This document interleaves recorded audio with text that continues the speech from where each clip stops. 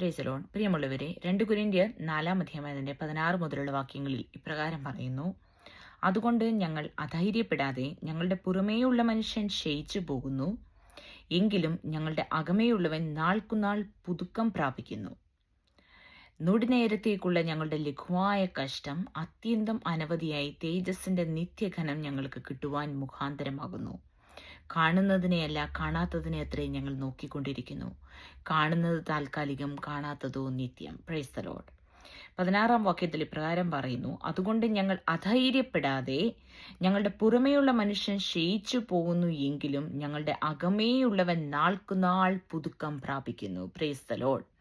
നമ്മുടെ പുറമേയുള്ള ഈ ഭൗമ ശരീരം കഷ്ടങ്ങളും ഭാരങ്ങളും പ്രയാസങ്ങളും ഒക്കെ നമ്മുടെ ജീവിതത്തിൽ വരുമ്പോൾ വളരെ തളർന്നു പോകും. പക്ഷേ അകമേയുള്ളവൻ, നമ്മളിലുള്ള ആ പരിശുദ്ധാത്മാവ്, നമ്മളിലുള്ള ദൈവത്തിൻ്റെ ആത്മാവ്, അകമേയുള്ള നമ്മുടെ ആ മനുഷ്യൻ കർത്താവിന് വേണ്ടി വാഞ്ചിക്കുകയും കർത്താവിന് വേണ്ടി വേല ചെയ്യുകയും കർത്താവിൻ്റെ ആ വിളിക്ക് വേണ്ടി കാത്തിരിക്കുന്ന, ആ കർത്താവിൻ്റെ 2ാം വരവിന് വേണ്ടി കാത്തിരിക്കുന്ന ആ അകമേയുള്ള മനുഷ്യൻ നാൾക്ക് നാൾ ബലം പ്രാപിക്കുകയാണ് ചെയ്യുന്നത്.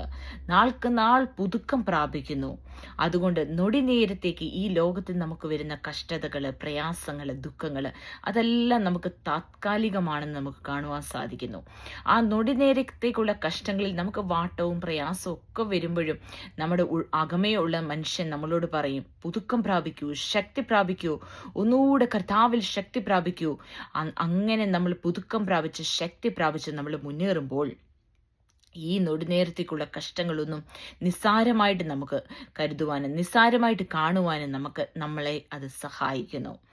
അതിൻ്റെ 17 വാക്യത്തിൽ പറയുന്നു: നൊടിനേരത്തേക്കുള്ള ഞങ്ങളുടെ ലഘുവായ കഷ്ടം അത്യന്തം അനവധിയായി തേജസ്സിന്റെ നിത്യഘനം നമുക്ക് വേണ്ടി ഒരുക്കിയിരിക്കുന്ന ആ നിത്യ തേജസ്, നിത്യത നമ്മൾ ഓർക്കുമ്പോൾ ഈ നൊടിനേരത്തേക്കുള്ള കഷ്ടത ഒന്നുമില്ല, സാരമില്ല എന്ന് കാണുവാൻ നമുക്ക് സഹായിക്കും. അതിനുശേഷം പറയുന്നു: കാണുന്നതിനെയല്ല, കാണാത്തതിനെ അത്രേ ഞങ്ങൾ നോക്കിക്കൊണ്ടിരിക്കുന്നു. ഈ കാണുന്നത്, ഈ ലോകവും ഈ പ്രപഞ്ചവും ഈ കാണുന്നതൊന്നുമല്ല നമുക്ക് വേണ്ടത്. കാണാത്ത ഒരു നിത്യതയുണ്ട്. അതിന് വരാൻ പോകുന്നതേ ഉള്ളൂ. ആ കാണാത്തതിനെയാണ് നമ്മൾ കാംക്ഷിക്കുന്നത്. കാണുന്നതോ താൽക്കാലികം, കാണാത്തതോ നിത്യം. ആ നിത്യമായ ആ ഒരു ഭവനം, ആ നിത്യഭവനത്തിന് വേണ്ടി നമ്മൾ കാംക്ഷിക്കുകയാണ്. അതിന് നമുക്ക് പരിശുദ്ധാത്മാവ് നമ്മളെ ഓരോരുത്തരെയും സഹായിക്കട്ടെ, ബലപ്പെടുത്തട്ടെ എന്ന് ആശംസിക്കുന്നു, പ്രാർത്ഥിക്കുന്നു. ആമേൻ.